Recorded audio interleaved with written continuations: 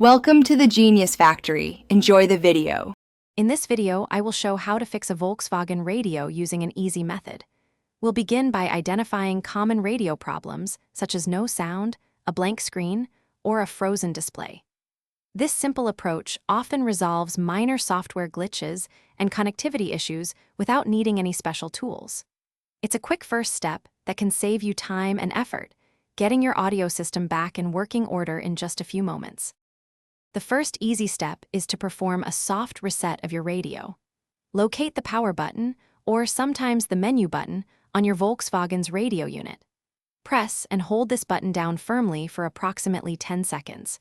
You should see the radio power down completely, then it will automatically restart. This process often clears temporary errors and restores normal functionality to your audio system. If a soft reset doesn't resolve the issue, let's check the power connections. First, locate your vehicle's fuse box, typically found under the dashboard or in the engine bay. Identify the fuse specifically for your radio and inspect it for any signs of damage or a blown filament. If it looks good, gently reseat the radio's wiring harness at the back of the unit to ensure a secure connection. Should the problem persist after these steps, don't worry, there are still options. Consult your car's owner's manual for specific troubleshooting guides or unique reset procedures for your model.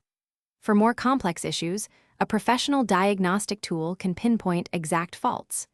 If all else fails, consider visiting a certified Volkswagen dealership.